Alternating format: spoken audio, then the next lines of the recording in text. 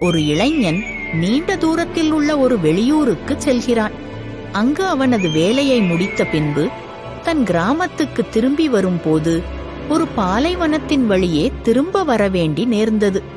அப்போது பாலைவனத்தின் வழியாக நடந்து வருவதால் மிகவும் களைப்பாக காணப்பட்டான். கால்கள் சோர்ந்தன. எங்கும் குடிப்பதற்கு தண்ணீர் காணப்படவில்லை. சிறிது தூரம் நடந்த பின்பு ஒரு சுனையில் தண்ணீரை கண்டான். பின்பு ஆவலுடன் ஓடிச் சென்று தன் இரு கைகளால் தண்ணீரை குடித்தான். அதன் பின்னர் அந்த நீரின் சுவையில் அளவற்ற மகிழ்ச்சியடைந்தான். குடிமக்களை சிறந்த முறையில் பரிபாலனம் செய்யக்கூடிய தனது நாட்டு மன்னனுக்கு அந்த நீரை கொடுத்தால் அவர் மிகவும் மகிழ்ச்சியடைவார் என்று கருதி தன்னுடைய தோல் பையில் அந்த நீரை கொஞ்சம் நிரப்பிக் கொண்டான். பின்பு சோர்வு நீங்கி நடக்க ஆரம்பித்தான்.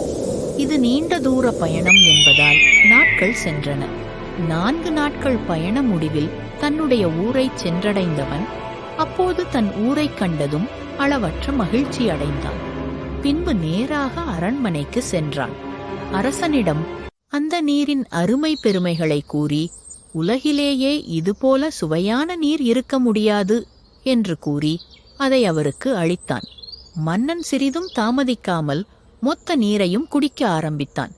இதை அருகே அமர்ந்து கவனித்துக் கொண்டிருந்த பட்டத்து ராணி, எனக்கும் கொஞ்சம் அந்த நீரை கொடுங்களேன், எனக்கும் அதை குடிக்க ஆசையாக இருக்கிறது என்று கூற, அவள் கூறியதை காதில் வாங்கிக் கொள்ளாமல் மொத்த நீரையும் குடித்து முடித்துவிட்டான் மன்னன். பிரமாதம்! உண்மையில் இதுபோல ஒரு சுவையான ஒரு நீரை நான் இதுவரை என் வாழ்க்கையில் அருந்தியதே இல்லை. உனக்கு எவ்வளவு நன்றி சொன்னாலும் தகும். நீ நீடூழி வாழ்க என்று வாழ்த்தி பரிசுகள் வழங்கி அனுப்புகிறார். இளைஞன் தனது மன்னனுக்கு அந்த அதிசய நீரை கொடுத்த சந்தோஷத்தில் விடை பெற்று சென்றான்.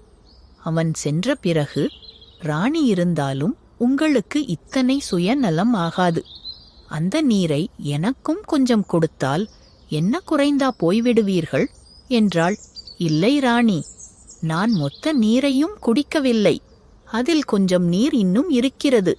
வேண்டுமானால் நீ கொஞ்சம் குடித்துப் பாரேன் என்று அரசன் சொல்ல, ஆர்வமுடன் எடுத்து குடிப்பவள் ஒரு வாய் குடித்ததும், சே சே, என்ன தண்ணீர், என்ன இப்படி நாற்றமடிக்கிறது என்று கூறி அந்த நீரை உடனடியாக துப்பிவிடுகிறாள்.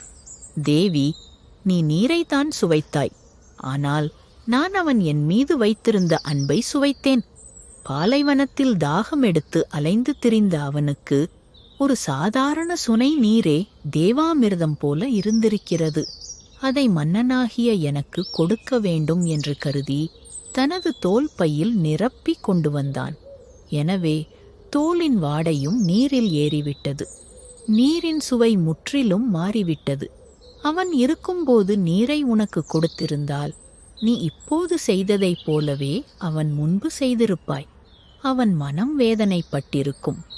அன்பை விட இவ்வுலகில் சுவையானது வேறு எதுவும் இல்லை. நம்மில் பெரும்பாலானோர் பொருளின் மதிப்பை தான் எடை போடுகிறோமே தவிர அதனுள் பொதிந்திருக்கும் அன்பை அல்ல. அப்படி செய்வது உள்ளிருக்கும் முத்தை அறியாமல் சிப்பியை ஒதுக்குவது போன்று. நீங்கள் வாழ்க்கையில் அது போன்று எத்தனை முத்துக்களை தவறவிட்டிருக்கிறீர்கள் தெரியுமா?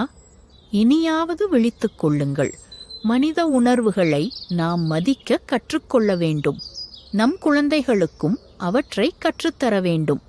இதயபூர்வமாக தருப்படும் பரிசு இதயங்களின் பரிசேயல்லாமல் வேறு ஒன்றுமில்லை. அதே போன்று நாம் யாருக்காவது நன்றி தெரிவிக்கும்போது அவை வெறும் வார்த்தையாக நின்றுவிடாமல் செயலிலும் நன்றியை காட்ட வேண்டும். அதுவே உண்மையான நன்றி. அடுத்த முறை உங்களுக்கு யாராவது ஏதேனும் பரிசு கொடுத்தால் அதன் விலை மதிப்பையோ அது எத்தனை பெரிது என்பதையோ பார்க்காதீர்கள். அதன் பின்னணியில் உள்ள அன்பை, அந்த எண்ணத்தை பாருங்கள். யார் மூலம் என்ன கிடைத்தாலும், எந்த வடிவில் கிடைத்தாலும் அவர்களுக்கு மனப்பூர்வமான ஒரு நன்றி சொல்வோம். மனிதம் வாழட்டும்.